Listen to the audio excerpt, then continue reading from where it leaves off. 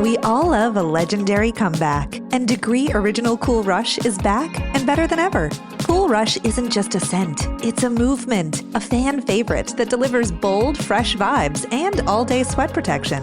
Whether you have a man that spends hours in the gym, heads into the office early, or is just trying to stay fresh on a long day, Cool Rush has their back. Head to your local Walmart or Target and grab Degree Cool Rush, the fan favorite scent from the world's #1 antiperspirant brand. Speaking about, my people being removed from the Southeast in the Trail of Tears and moved to Oklahoma, which was known as Indian Territory.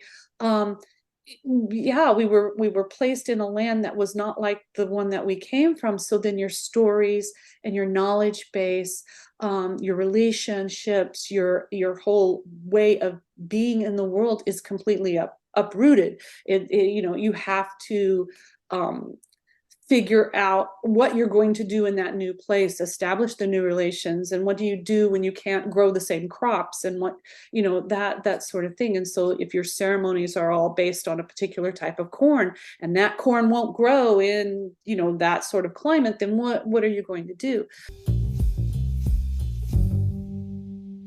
Hi, everyone. It's Dr. Andrew Rimby, aka Andrew. Thank you so much for listening to the Ivory Tower Boiler Room podcast. And before you hear today's episode, which I just know you're going to love, can you please do me a favor? And wherever you're listening, if it's Spotify or Apple, please rate and review us. Make sure you're following the podcast. Share it with friends, family, anyone you think would just love hearing this conversation. And you can watch our podcast on YouTube. Yes, we have a YouTube channel. It's called the Ivory Tower Boiler Room, and you'll see the video episode. So please make sure you like the video you're watching and comment. I always respond to the comments. Also, we have a Patreon. So if you don't want any of the ads and you want bonus material, join our Patreon. There's a 1-week free trial. It's patreon.com/Ivory Tower Boiler Room. And the free trial is for the professor level. Without further ado, here is today's exciting episode. Hi, everyone. This is Dr. Andrew Rimby, and welcome back to the Ivory Tower Boiler Room. I'm really just excited doesn't capture, I think, the importance of this conversation. So I'm excited to learn more information about indigenous philosophies, but also as a non-indigenous person, I really want to learn just what it means to have this conversation and a back and forth and just be an open listener. So right away, I want to acknowledge that I don't know a lot about indigenous philosophies. So this author here has really opened my eyes. So I want to introduce you all to a very special guest, Dr. Andrea Sullivan-Clarke. She is from the Wynn clan of the Muskogee Nation of Oklahoma. A first-generation college student, Andrea graduated in 2015, so not too far in our history, from the University of Washington with a PhD specializing in the use of analogy and metaphor. She is the co-editor of the American Philosophical Association's newsletter on Native American and Indigenous philosophies, is writing an entry on American Indian philosophy for the Stanford Encyclopedia of Philosophy. Okay, well, that's such an accomplishment because that's where I turn to all of my ancient Greek research for philosophy and ancient Greek society for my dissertation. So I'm so glad that you'll be represented there. She previously developed a summer enrichment program for high school students at DePaul University, and she's looking forward to collaborating with the local First Nations communities to develop similar programs at the University of Windsor. And I'm here to really dive deep into her recent work called Ways of Being in the World, an Introduction to Indigenous Philosophies of Turtle Island, just published September 2023 by Broadview Press, our very own sponsor. So Andrea, welcome to the Ivory Tower Boiler Room. Oh, thank you, Andrew. It is really an honor to be here. This is my first podcast. Well, welcome to your first podcast. I know you'll have a good experience. So, we're having just a coffee chat. Before I started recording, Andrea talked about listening to my parents' episode that I did with them when I was home for the Thanksgiving break, but also Native American Heritage Day is really what I wanted to highlight. Since Thanksgiving has such, we can get into it, but a vexed history of not acknowledging the indigenous people or telling a very colonizer side of the pilgrims meeting the Native Americans. Well, first, I want to ask you, Andrea, Mhm. because in your book, I see you don't use the term Native American. Is there something of importance of maybe is that term not appropriate? Is it because of its vexed history? I think it has to do with because I'm located professionally right now in Canada, and so they don't use that term Native American, right? They use First Nations to refer to some indigenous people that are I guess the equivalent of American Indian or Native American for us. But then in Canada, they also have the Métis, which are those people who have an ancestry with European, so during the fur trade, so they have a history of a combination of the First Nations and the European traditions in order, and so coming together and creating their own culture and their own language, their own way of being in the world. And so that was represented in the text as well. So I tried because I was representing indigenous philosophies on Turtle Island. I really wanted to be respectful of all. So I was trying to cast this wide net. And I think the terms that you use are really important. So I steer clear of Native American, but I think that is probably the term that's most used in the United States, whether some people think that's appropriate or not. I mean, I think any of the types of terms that you use, whether it's indigenous, First Nations, or Native American, Métis, Inuit. All right. Well, Inuit, I think might be more specific. But if you're using the terms like Métis and First Nations and Native American or American Indian, you are overlooking the specificity or the particularity of the person's identity. Mhm. Because I'm Muskogee, I identify as Muskogee, and only Native American in this very loose and general sense of with others, maybe we have, some things. So there's this worry of ignoring the differences of these different nations, people that belong to these different communities. And so I try to use the tribal names if possible, or the community names if possible. So you'll see in the book, if there's an author, in parentheses next is the community from which they identify, or which they are part of. And so that to me was more important. I don't necessarily think the term Native American is offensive. I think I've had non-Indigenous people come up and ask me about, well, is it American Indian or is it Native American? Well, I want to say it's neither. And if you're devoting your energies to that, then you're Mhm. not looking at some of the other issues that are really much more important to Indigenous people, such as the return of Native remains, or the protection of Indigenous children from unfair social pulling them out of Indigenous Mhm. homes, right? So making it, or worrying about the environment, or worrying about sacred spaces. And so really I don't think of the labeling with Yes. with those terms as one of the things that's like top priority for Mhm. Indigenous people. It's just one of those things that kind of bothers us Yeah. on a regular basis, right? It's just one of those things we have to deal with. So I think that's a really good question of, well, what would you like to be referred to? And I think most would like to be referred to as a member of the community in which they came to be.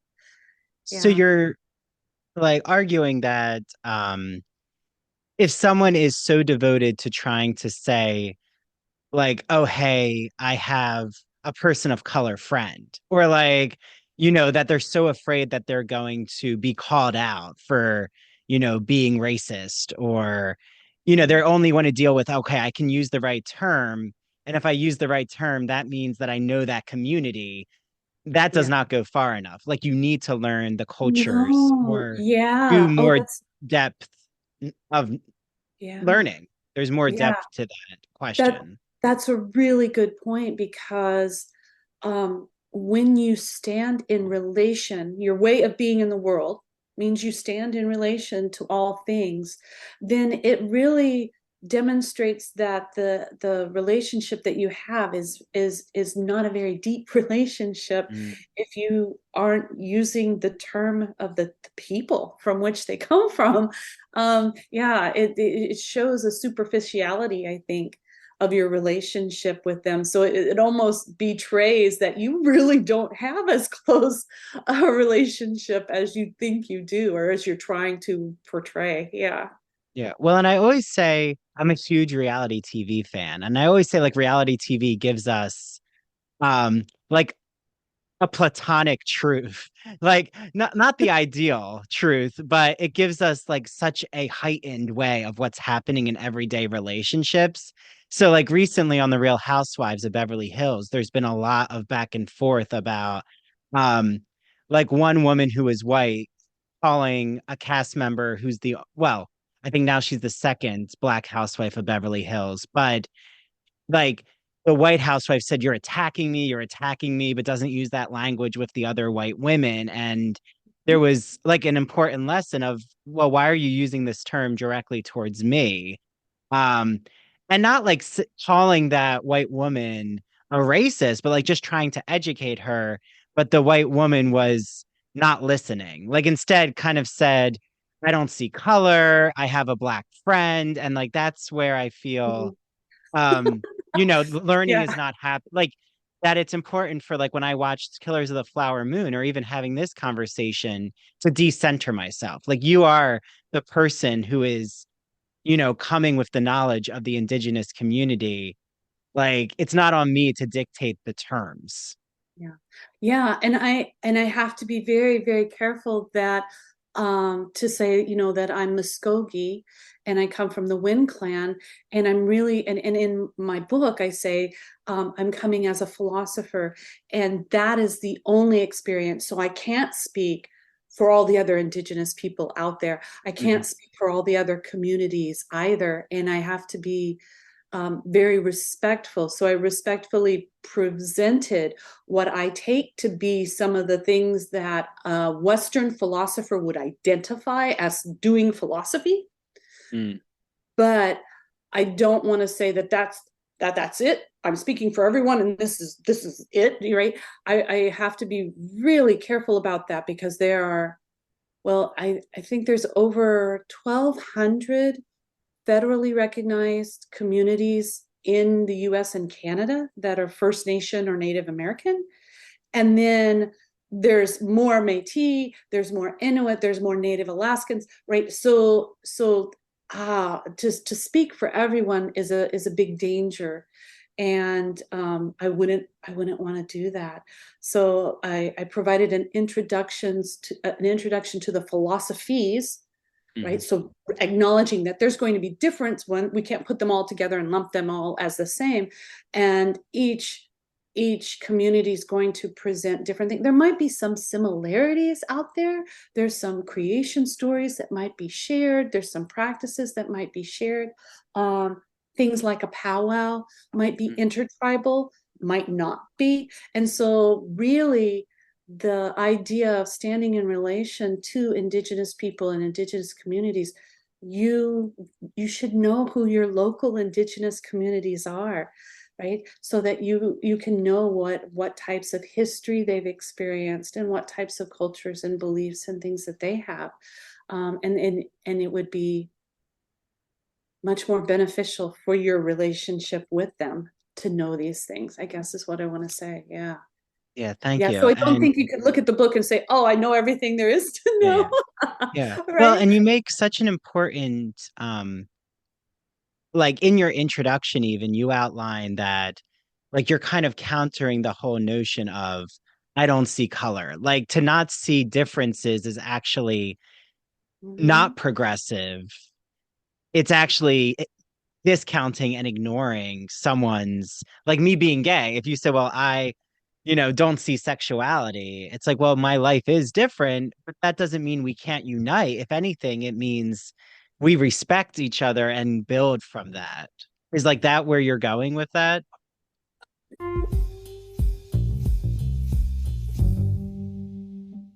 This holiday season, I'm so excited to talk about my favorite academic publisher, Broadview Press. Broadview Press has just incredible anthologies, classic books, history of literature, philosophy, you name it in the humanities, Broadview Press has you covered. So I've had guests on here like Dr. Jeffrey Andrew Weinstock to talk about his pop culture for beginners book, his mad scientist guide to composition.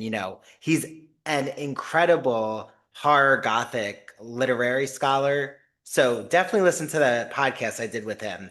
I had a vampire literature discussion, a wonderful Wizard of Oz conversation. So always so many exciting Broadview Press guests that I have on, and I have a few new episodes coming out soon this holiday season, all about how to teach writing and composition. So look out for them.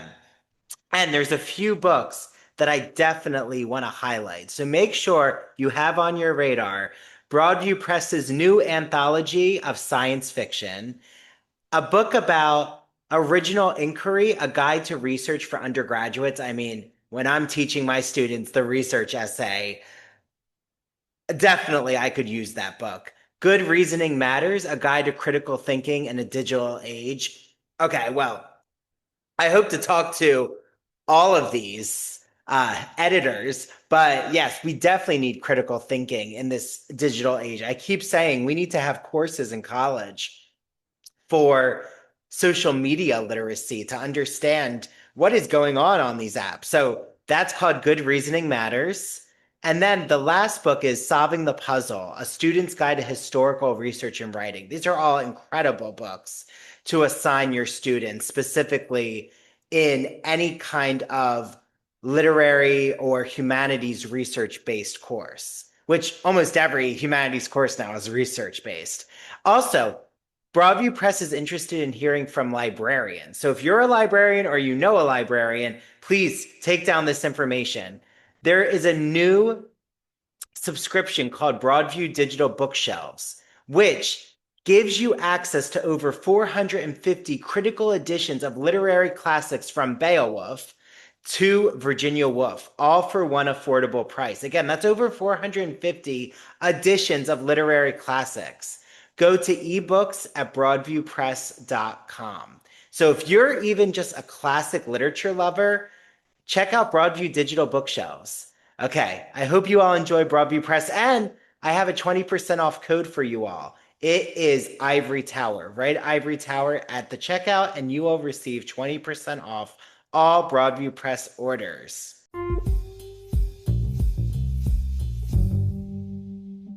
Completely, right? They've often said that if you don't recognize color, then you don't see oppression when it occurs, especially systemic, right? Institutions can actually be oppressive. And if you don't see color, then you don't see how those institutions affect people of color. I use that term sort of lightly, people of color, because as an indigenous person, you would think I would be a person of color, but I actually pass for white most of the time. So I have a really different sort of experience than other Muskogee who actually have the phenotypical traits, right? Or they fit the appearance, right? The expected appearance of most people. I oftentimes experience pushback. I'll say, "Hi, I'm from the Muskogee Nation," or something like that, and they'll say, "Oh, you don't look Indian, you don't look indigenous," right? And it almost feels like I have something to prove. And so I consciously, when I knew I'd be I knew I would be engaging with you so that we can see each other. I didn't put on, the big turquoise ear. I purposely did not try to, as sometimes I do when I go to talks, and I feel like, oh, I have to establish my credibility, right? It is like, no, I'm not going to play into that sort of appearance. But seeing color, saying that you don't see color means that you may not see a lot of things that happen that, so it's almost an ignorance in a way of some of the things that happen in society. And so appreciating our differences is not a bad thing. In fact, that's one of the phrases I use, choka hedlidos kedlidas is or so kedlidas hedlidos. I use that in the book as learning is good. It's a phrase in the Muskogee language. So knowledge is not a bad thing. Knowing that someone has different experience from you is not a bad thing. It actually makes the relationship that you have with them better, in a sense, because you know what will help them flourish and do better, right, in the world. And so you have obligations then to help them grow, be better, right? And so you can't do that if you don't know. You can't do that if you're ignorant in that way. Yeah. Well, and I know that the right wing is going to love when I say this, but I'm not here to try to appease a certain political party anyway. Right. But I would even say, like, even like saying that, let's move on from what happened with the colonizers' history, is in itself, it's such a privileged statement to even make. Like, let's not talk about reparations of, say, like me being on Long Island right now and growing up in New Jersey. I know, Right. so like I've learned more about Native American history. Like Long Island, where I am right now, there were the Setauket Mm-hmm. um Native American tribe, which is why it's called Setauket. There's the Shinnecock Nation in existence in the Hamptons. Mm-hmm. So like the history is all around. And then in New Jersey, New York, it was the Lenape Yeah. Native Americans. And I think that, right, it's just so important the work you're doing because, like, talk about an institution that's steeped in systemic problems and racism. Like, even using my podcast name, The Ivory Tower, like, there was this whole book. Wish I could remember the name right now, but it's like, oh, Ebony and Ivory. That's what it is. And I'm not Mm-hmm. sure if you know this book, Andrea, but it was all about how enslaved people were being used as laborers for the Ivy Leagues. Yep. So, like, even in Princeton's beautiful architecture or Harvard, you have enslaved people's hands involved in the bricklaying. Yeah. And, we can't just move on. Like, we can't not acknowledge that. So, like, moving on from that, it's so problematic. Yes. And there's also, I mean, saying that it only occurred in the past neglects the implications or the things that indigenous peoples or people who have slavery in their history, that you're not just denying the experience at that time, but you're denying what they're experienced now. As part from Ebony and Ivory, it was okay for them to be working and building on these institutions, but they weren't allowed to participate in these institutions. That was one of the things for indigenous philosophy, was the initial movements where we had to stake a claim and say, hey, there's actually philosophical thought. Indigenous people are capable of indigenous philosophical thinking, to the same way, because a lot of philosophers in England, were saying how primitive or savage, or so you had these descriptors of incapable of higher thought. And so the doors were pretty much closed to these sorts of intellectual spaces for indigenous people and people of color. And so yeah, it's a very difficult thing, but it also denies that colonialism is still prevalent today, that there are still these sorts of things. And you mentioned you have the land names, you might have the street names, you might have those sorts of things. I noticed that when I was out in Massachusetts, Mhm. when I was on the job market early on, that you have the indigenous names, but you no longer see the indigenous people. And a lot of people think that, oh, they no longer exist, or they've moved away somewhere. Mm. And it's like, well, why, where did they go? Why did they go? And what experience are they living now? Being away from the lands that were their homelands. And so part of that whole process, speaking about, my people being removed from the Southeast in the Trail of Tears and moved to Oklahoma, which was known as Indian Territory. Yeah, we were placed in a land that was not like the one that we came from. So then your stories and your knowledge base, your relationships, your whole way of being in the world is completely uprooted. You have to um, figure out what you're going to do in that new place, establish the new relations, and what do you do when you can't grow the same crops, and what, that sort of thing. And so if your ceremonies are all based on a particular type of corn, and that corn won't grow in, that sort of climate, then what are you going to do? um, and just thinking today about some of the fallout from, where would we be if we had not been removed? Where would we be if we had not been forced to go to residential schools, or losing our culture? Or, where would Black Americans be if they, had been allowed to be in these institutions? It wasn't like they didn't have people who were articulate.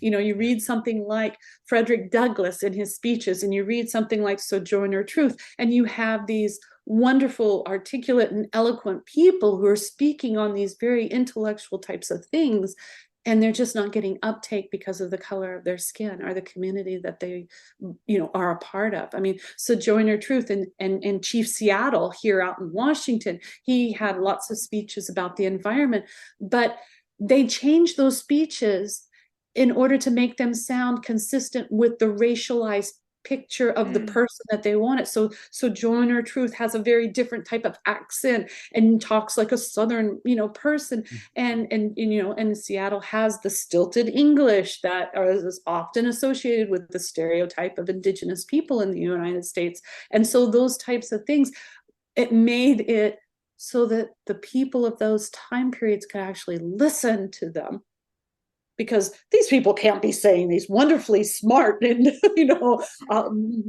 great observational types of speeches. They can't be making these sorts of things unless, well, let's make them part of the stereotype, and then it becomes sort of a challenge to, whether they're really saying these sorts of things. And yeah, it's a hard one, I think. And I don't want to make it a political type of thing. I think there's room for everyone to learn Mhm. and move forward. And yeah, so I hate for it to be a one group or another sort of thing. But I think there's a lot of learning that we could be doing, or remembering some of the history that has slowly just sort of filtered out of the curriculums in schools. Yeah. Yeah, well, and it's so interesting that, like, I'm so glad you brought us to the curriculum issue, just because I feel like there's a disconnect. I keep seeing this in society between academia and the entertainment industry, because in my opinion, the arts and culture that's happening in TV and film is becoming more intersectional, which is wonderful, but like retelling stories, like retelling historical narratives. The Gilded Age, their new season just had a really interesting discussion about um Black intellectualism, and even how, like breaking that stereotype that the North was so superior to the South when it came to racial stereotyping and prejudice. And they're like, no, no, no. Like, these Black schools in Brooklyn were faced with so many like budget cuts or trying to like get rid of that education so that then the students couldn't go into trade school or into universities, right? And there's a quota for universities. And then we have Killers of the Flower Moon, which I thought, like in my opinion, just taught me so much about like how the culture of the indigenous people, like even their creation narratives, it's not something cartoonish. Like it's not Pocahontas, which I don't know what your feeling is with the Disney film, but I feel like that shows you a really the romantic strain that is not consistent with understanding who Pocahontas is. It's more about a colonized view of who she is. Mhm. So I thought Killers of the Flower Moon, in my opinion, teaching us about assimilation and like how much wealth this community had. And they weren't reliant, like they had to still rely on the colonizer, even though that was their land and they were making money from their land. So Mhm. I just wanted to ask you, like, do you feel that? I mean, if you first want to just address Killers of the Flower Moon, I'd be so interested in what your thoughts were on the film. Yeah. So I might have a little bit of a different there's a documentary that I'd like to recommend. It's called Real Engine, ReelInjun, and it's produced and created by Indigenous people. And it talks about the Hollywood conception of Indigenous people and how it came to be, how it started out, what types of things, the stereotypical, and how there were many non-Indigenous actors portraying Indigenous, so it talks about the red face, things like that. The recently, uh, we have the benefit of more indigenous movies, more indigenous characters. Um, so we have superheroes now that Mhm. for Marvel that are indigenous. You have reservation dogs, which is actually my tribe. So I hope I'm not doing an unfair plug or something like that. But you have these creations. So you had like smoke signals, skins. You have these movies that are created by indigenous people with indigenous actors, indigenous writers, and things, and really they feel very powerful to me. Mm. The one thing about the Killers of the Flower Moon is that its its topic is indigenous, but I worry about indigenous writing. I worry about, so they did have indigenous actors. So I think there's like improvements being made, but it was based on a book that was written by a non-indigenous person. And so it has a perspective that's not completely like indigenous. There's a female author who has a book called Mean Spirit who addressed the same situation earlier. And so the uptake for that book was less than the other one, right? And you have to like wonder why is that the case? So I think there are pluses and minuses to it. I don't want to come down, I think, oh, I do see ways of moving forward. I think including more people of color in roles that have been historically, like even like Jane Austen movies, having, in the Gilded Age, Bridgerton, these types of things where you have people of color in these roles, I think makes it a better story, makes it Yes. more interesting. This holiday season, not only am I wearing as many holiday sweaters as I can, but I'm reading as much as I can. I've made a commitment for my holiday New Year's resolution, which is read as much as I can in my free time. So, of course, I'm holding the Gay and Lesbian Review's new magazine for the holiday season. It is called Ethnographic Journeys, and it just covers so many exciting topics. Okay, it covers the Two Spirit journey, it covers caste and gender in India. It covers gender identities in Native African societies, culture clash in South Africa. So many wonderful film, TV reviews. If you have never gotten your hands on the Gay and Lesbian Review, you have some catching up to do. So I'm so happy because I have a promo code you can all use. It is ITBR Choice. You get a free issue of the magazine. So make the November, December issue your free magazine issue.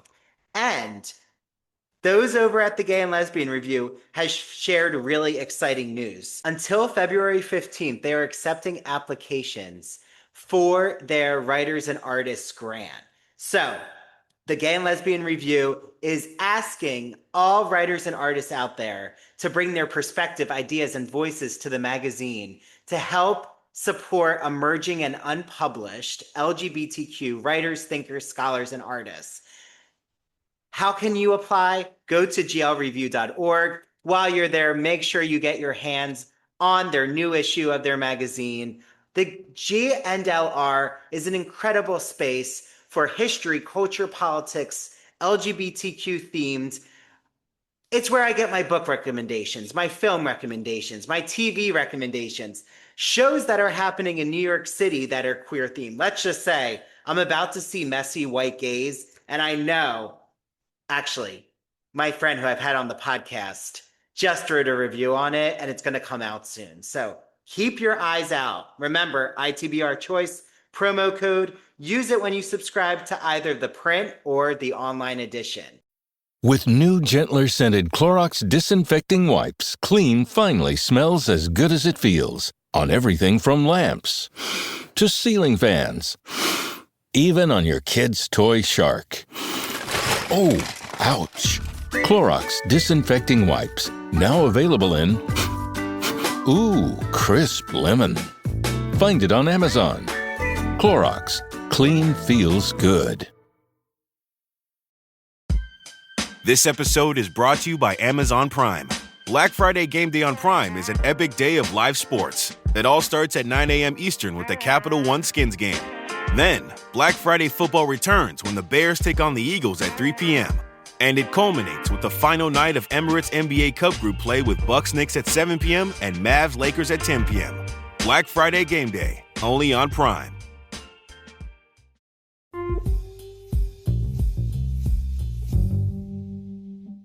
But I would like, it's almost, I almost see an analogy with schools. So there was a question about indigenizing schools and curriculum.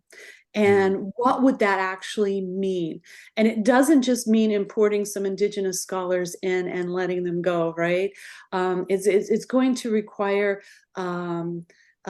guidance, respectful relations with locals. It's going to be this sort of it's like a holism to it, to developing an indigenous sort of institution of learning. I think the movies and television and things they need to have more of that type of representation and participation. So not just putting a feather on it, but actually involving indigenous writers, people of color who are authors, right? These sorts of things, and bringing in the perspectives more fully. So I see us as moving that way, but not fully immersed in the types of things. I don't know. Well, Yeah. even at Stony Brook, where I just got my PhD, there has been calls like every year that I was there. I was there for 9 years, Andrea. So I heard the calls a lot. And again, I'm not right, and neither are you in your book, placing personal blame on. It's not a personal blame, but it's an institutional question, and just acknowledging that there needs to be more indigenous studies, but also like I come from queer studies, and I represent like a gay white male view, which is overrepresented in some capacities, but also at universities, queer studies isn't overrepresented as an institution. So I just think it's so interesting because every year I would hear, oh, we really need a Black literature scholar. And like usually, or they would say we need a Native American literature scholar. And I'm like, do you need the do you need that work? Or Yeah. do you need a person who is of that group? Because those are two different questions. I mean, I think they're interrelated, but like you're saying, there's a difference between tokenizing a scholar, like, Mhm. oh, we've hired someone who is from that community. Like you could even say that about being gay. Then are Right. we going to actually support that scholarship? And is there going to be a community for that scholar who feels comfortable and has the Mhm. administration has their back, like when there are questions of they're doing DEI work, like, oh my goodness, the community is up in arms on Long Island because they're, teaching our young students um woke ideas, right? And like we see these calls in America, and I Yeah. know it's happening in Canada, unfortunately, of Mhm. like trying to censor material left and right. Yeah. Yeah, and it becomes very scary. You made this really great point about just hiring someone based on their social identity really is a scary sort of idea. I mean, because when I was at the University of Washington, I studied primarily philosophy of science, and the reason that I did that was because there aren't really any places that you go to get a PhD in indigenous philosophy, right? Mm. You may be able to study with a scholar, but there's so few of us. I think there's under 15 that are actually working in the US and Canada. And so to be able to study, and if they're at a university that offers a PhD, right, in philosophy, then so it's really hard. So you could have hired me as a philosopher of science and not had any indigenous philosophy whatsoever. That was a possibility. Because my philosophy of science was on race science and the measuring of skulls, and my tribe happened to be donors, whether willing or unwilling, of their skulls, to create the chapter for this person, the scientist to measure skulls. I had an interest in that sort of, social justice, I guess, sort of thought about science, which led me to thinking about the stories that I was given as a child and philosophy, and how reading some of the British philosophers and how they thought the indigenous people were too civilized, too uncivilized, too savage, too primitive to be capable of doing philosophy. There just was this, no, wait, we're able to do this sorts of things. It doesn't look like Western philosophy in that same way. So without me having that sort of inspiration to want to teach indigenous philosophy, right? You could have easily had just a philosopher of science. Mm. Uh, and what you said about it's part of there's so many responsibilities, not just on the part of the scholar, but also on the part of the institution, like you said, where you need to provide them a space for them to develop their research. And what's that going to look like? Well, it's very difficult to do that as an isolated individual. So having a curriculum specialist, a librarian who specializes in indigenous materials is just wonderful. And so I had those two individuals at the University of Windsor, and it was just great to be able to rely on them. And then having a community of indigenous people who were for the most part accepting, because if you think about it, I'm an American Indian working in Canada. It can be a bit problematic in the sense I had a lot of history to learn, and I was always worried that I would take the space of a Canadian Indigenous scholar, right? I don't want to do that. So that was another worry. Canada also has the issue of people who are claiming indigenous identity but aren't necessarily indigenous in order to secure positions at universities. Oh, And so universities are reviewing backgrounds of people who have been indigenous scholars for a long time, so that's sort of a strange thing to realize, that you might have your ancestry looked at to see if you count, right? So that's another kind of remnant of colonialism that's peeks its ugly head up oh. in It's a day. almost like a Rachel Dolezal issue. Yes. Like when she was Very with the much. NAACP.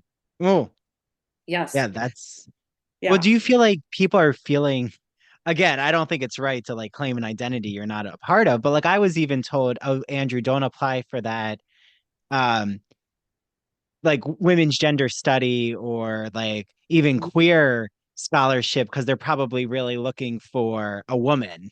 And I'm like, well, is Oh, that allowed? Like, I mean, not that is that allowed, but I do feel like there's some. This is where I feel the university and Hollywood are actually a very similar institution where, like, who can believe that Lily Gladstone was the first ever Indigenous person to be nominated for a Golden Globe and then won a Golden Globe? Like, it's 2024. This is wild, right? And you could look at um Black actresses in categories, and there are not many who won over yeah. time in the Oscars, especially. But like representation does matter, right? But representation matters. And like you're saying, Andrea, there's a next step. It's not just the representation. Yeah, And it's it's not not just feeling like that. that you have to, and it's not feeling that you have to say you're someone who you're not. Like that's also highly problematic.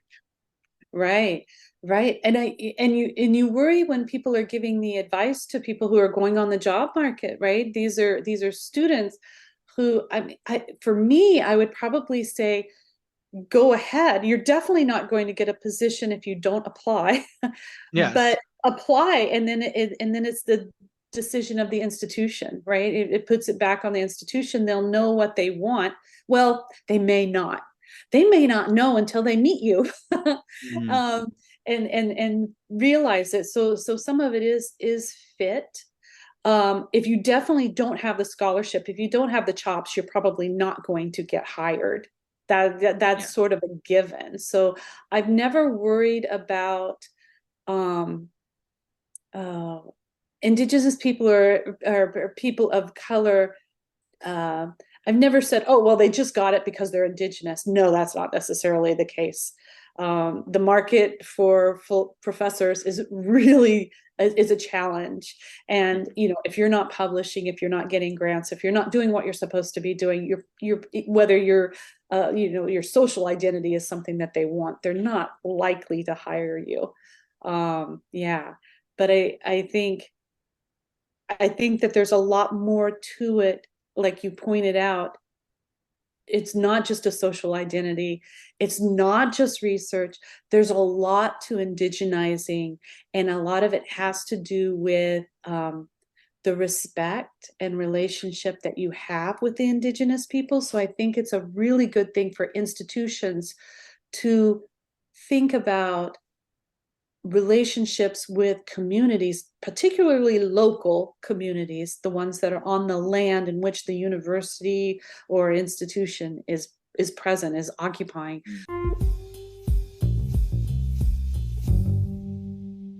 Are you a fan of classic Hollywood movies? Are you a fan of queer cinema? Then do we have the podcast for you. Hello, everyone. I'm Christian Garcia.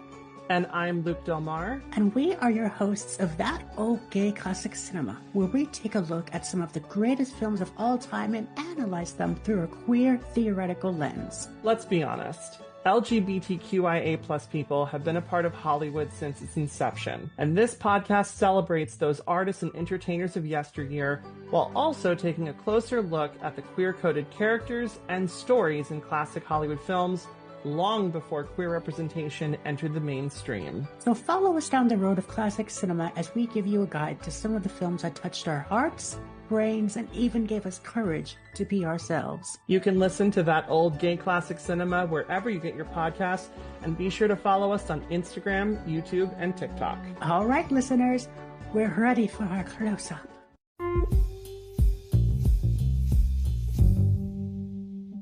I think it's really important to have a relationship with them. And so, yeah,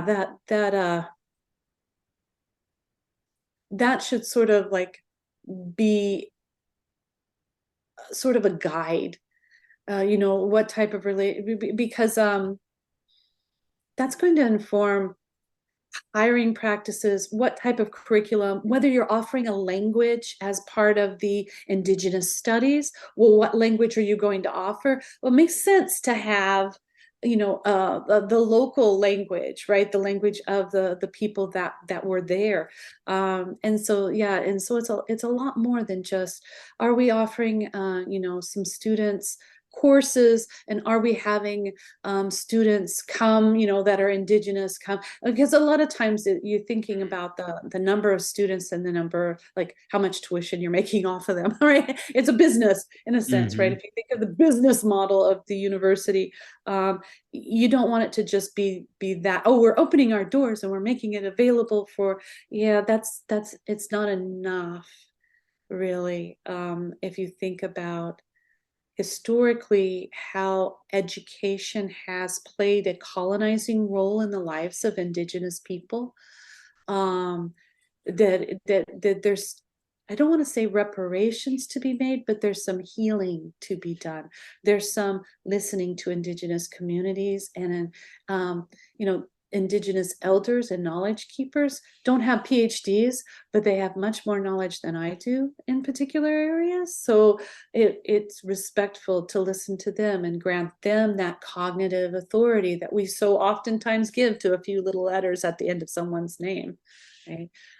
Yeah. Well, I'd love to also like bring this into the conversation, but I do want to give Stony Brook credit where credit is due. But they did launch a Native American and Indigenous Studies initiative, and I'm happy that the inaugural director is someone who taught me a lot about the Latin American novel and queer studies. So Dr. Joseph Pierce said that as a Cherokee Nation citizen, I am proud to be working toward opening new pathways for Indigenous students, faculty, and staff, and hope that we can build strong relationships with community members and Indigenous tribes in the New York area. So it's exactly like what you're saying. It can't just be, it's breaking the walls of the ivory tower. Like to do something like Indigenous studies, you need to then rely on the local communities around you. So that gives me hope. Yeah. And I mean, you notice he uses relationship. Mm-hmm. And it's because it figures so prominently in many of the philosophical thoughts of indigenous communities. Yeah. In Turtle Island, respect, relation, what they call reciprocity, the giving to each other, being grateful and humble, are all part of that sort of the relationship and the receiving of knowledge, and someone that wishes you well and you wish them well. It's really cool that he mentions relationships. Yeah, well, and as we're nearing like the end, I have to definitely ask about that term Turtle Island, because it also, in my mind, when I was reading your book, it ties into these tips that you're giving for either practitioners of like faculty teaching Indigenous studies or using your work as like a supplemental book for a philosophy course, intro to philosophy, and even just the public who's interested, which I think a lot listening want to learn more and are going to get your book because of diving into Indigenous philosophies as like a first step. Is a book Your book is a great first step of learning and the knowledge. But you do have this one tip that I think is so powerful. And it came from that phrase, learning is good. But what is the phrase again? The the term? choka hedlidas, kedlidas hedlidos. Yeah. Yes. I'm not a native speaker of Muskogee, so I know bits and pieces. So that's one of those, features of colonialism, right? That has taken place. And so part of for me is a reclaiming and going back, a journey to going back to my roots and my history. But There's this tip that you give about like not thinking that Native American or Indigenous literature, I can speak though of somehow how Native American literature was taught to us in schooling in America, which is they're all fables, they're mythological, um, and they're Yeah. creation tales, but it really is seen like an Aesop fable. So like I thought it was so important that you outline these are not fables to the community. Yeah, yeah. The stories are the knowledge is contained in the stories. The way of being is contained in the stories, and they're not necessarily giving you one way of acting in the story. So the storyteller provides the story in a particular context, and the listener takes in the story and uses it to think themselves, right? So a lot of times as philosophers, we're thinking about creating arguments, and being very rational. This is a way of giving the listener to the story. It has a lot of freedom with respect. So they're a member of the tribe, but they have a lot of freedom. They're told these stories, but not necessarily the specific way to act. And so they take these stories and develop how they should act, and how they should be. If they want to be like for me, if I want to be a good Muskogee, then I take these stories and I figure out what's the best way for me to be in the world. What's the best action for me to do in this particular situation? Realizing that I'm trying to promote harmony and prevent discord is part of like the themes in Muskogee stories. So part of being a good Muskogee, living a good Muskogee life, is to promote harmony. And so yeah, and so when you mentioned Turtle Island, I had some pushback from people who were reviewing the proofs of the book. Were like, my tribe doesn't call it Turtle Island. And I was like, yeah, a lot of tribes, and communities do not refer to North America as Turtle Island. But for me, I wanted to give a head nod to another way of understanding North America, not just the colonial name that was given to it, right? Not just the European name, but a name from an indigenous community that called it Turtle Island, and it came from their creation story. I wanted to do that, and I said that I wanted to hold that name there until we had one that applied, like for that all indigenous communities said, yeah, we'll call it this. I wanted to like use it as like a place saver, as to hold that, to hold that name, to hold that thinking about what if we thought about this as a place that indigenous communities existed before European contact. And that was one of the names that they had. So that was why I referred to it as that, because yeah, so there were some people that were not happy with that term, until until I explained that. I hope that they're happier now than they were, because it was important to me not to use a colonial name in the title of the book. Yeah. Well, and speaking of colonial terms, I mean, I've been so inspired by Lily Gladstone, just like learning more about, you know, um, her like tribe and community. And she had this just really profound way of talking about sexuality and gender, which was like she goes by she and they, but she said in um her language, there is no gendered pronouns. Like there is this catch-all of how to identify people. Like they would be the appropriate terminology. But like she's so open about that there's so much Native American knowledge around sexuality that just disappeared because of the colonizer system. And I feel like your book does so much to look at these intersections between gender, sexuality, that it's not easy. It's not an easy answer of how did the indigenous communities describe sexuality when you're trying to use the colonizer's language, right? What Yeah. was that? Like Audre Lorde, right? Said about Yes. like using the master's tools to Tools. dismantle the Yeah. house. Yeah, if you think about like the residential school systems, those were oftentimes headed by the churches, and so they imposed definite gender roles. In Canada, the Indian Act made the man the head of the household, right, for indigenous families, and imposed gender roles on indigenous people. So yeah, a lot of communities did not have these sorts of male female type pronouns. They may have had specific roles for gender, but they weren't weighted one more heavily than the other. They were both respected and both needed. There were many times in several of the, like the Haudenosaunee, where the women are the political authorities. They're the ones that are the leaders of the community, and so they witnessed, with the imposition of governments, Western style governments, the imposition of those types of things. They lost status. They lost their power, right, within their community.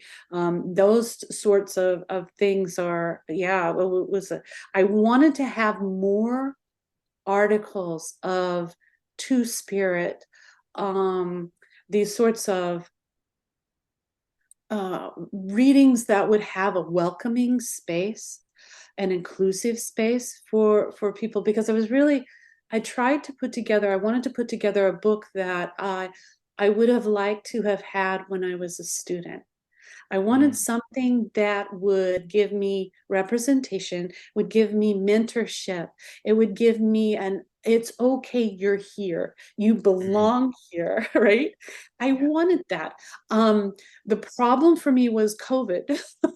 So authors, agreed to provide readings for me. And so I thought I had, bases covered and things like that. But then, COVID became this reality for so many people that they were struggling.